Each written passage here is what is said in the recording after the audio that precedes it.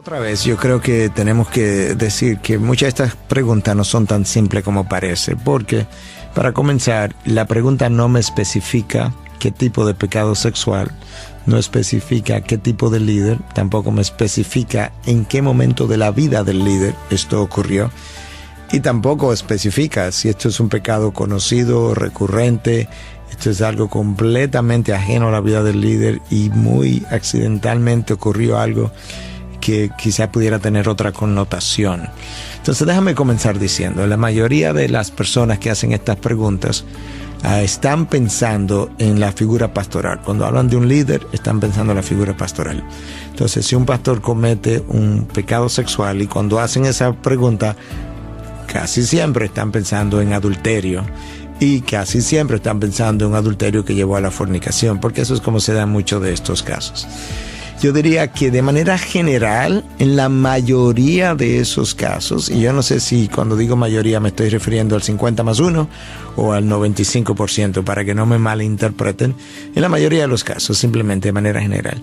Yo creo que ese es el caso, porque la mayoría de las personas que caen sexualmente con fornicación durante su pastorado son personas que vienen luchando con problemas de carácter, con problemas de dominio propio, con problemas de lujuria por mucho tiempo. Son personas que incluso cuando se hacen las historias muchas veces tuvieron noviazgos múltiples, otras veces cuando se revisa la historia son personas que han tenido problemas con pornografía, son personas que han tenido problemas con sus ojos, donde la misma esposa le ha estado llamando la atención porque sus ojos frecuentemente se van hacia el sexo femenino.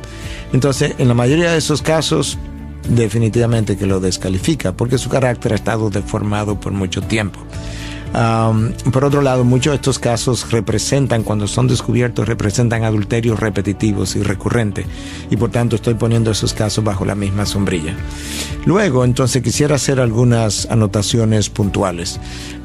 Cuando hablamos de pecado sexual, ¿nos estamos refiriendo a fornicación? ¿Nos estamos refiriendo a pornografía, por ejemplo? Yo creo que esas dos cosas no son las mismas cosas. Tendríamos que separarlo y deben ser tratadas de manera diferente.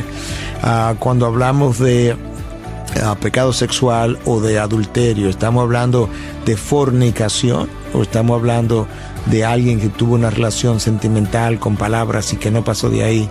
Eso hay que tratarlo de manera diferente. También estamos hablando nosotros de alguien que cometió un pecado sexual antes de casarse o después de casarse, porque estamos hablando de antes de casarse. Yo creo que eso tiene un tratamiento diferente allá después de haberse casado.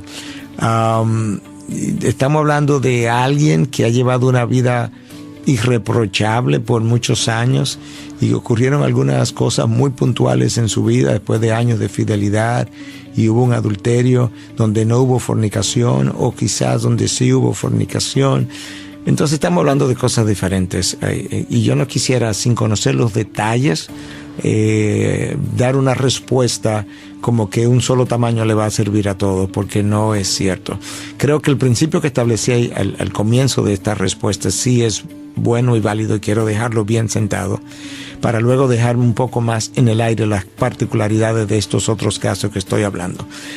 Lo que sí es difícil es restaurar un pastor, yo diría imposible, dentro de la misma iglesia donde él ha caído, porque el nivel de respeto se fue al suelo y levantar ese pastor ahí mismo en un tiempo que le permita retomar su púlpito es casi una imposibilidad. Algunas iglesias lo han hecho, pero yo creo que ha sido una mala decisión.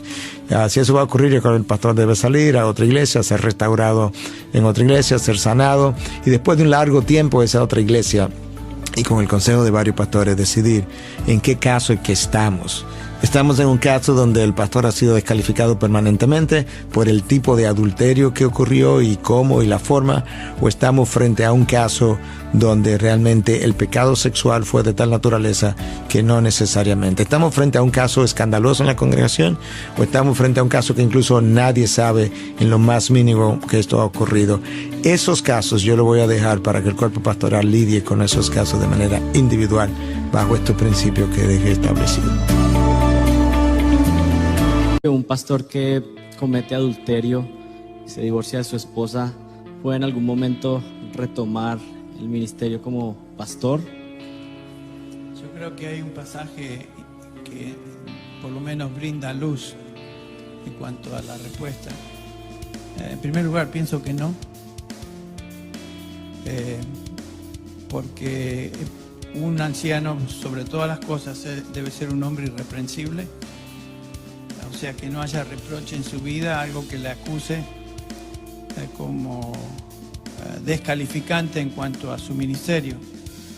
Y en Proverbios, creo que 6, Proverbios 6, versículo 32 al 33, leemos estas palabras de Salomón.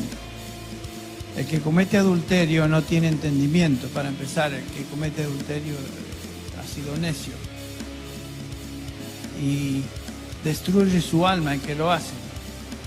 Heridas, dice el versículo 33, heridas y vergüenza hallará y su afrenta no se borrará. Eso es una declaración muy importante. Hay algo en el adulterio que causa que esta persona continúe con esa afrenta que dice el pasaje, no se borrará. Ahora, es cierto, la persona se arrepiente, viene al Señor pidiendo perdón, el Señor perdona, nos limpia de todo pecado, pero algo queda en esa vida y hay algo de reprensibilidad que nunca se irá, y aunque pidamos perdón y recibamos el perdón de Dios, hay algo que ese hecho en sí nos hace reprensibles para tomar a cargo la responsabilidad del pastorado o de ser anciano en una iglesia. Eso tarde o temprano se va a saber, va a ser parte de su resumen, por decirlo así, y va a traer reproche a su vida y por lo tanto reproche al ministerio. Así que por esa razón yo diría, hay una diferencia entre cometer adulterio y tal vez algún otro tipo de pecado, porque específicamente dice que esa afrenta no le dejará. Ahora, esa no es la última palabra, pero es la mía. No, en realidad, la sabiduría de Dios, estamos hablando de algo de la iglesia. Entonces vamos al Nuevo Testamento buscando la respuesta, pero encontramos bastante sabiduría en el Antiguo Testamento, el libro de Proverbios, y podemos ver la riqueza de la sabiduría de Dios. Esta es la razón. Yo estaba de acuerdo con la respuesta.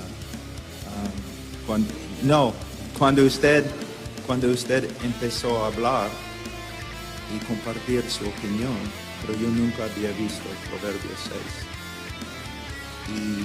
6. Yo he leído Proverbios 6, pero nunca había aplicado el texto de esta forma. Y he ido bastante.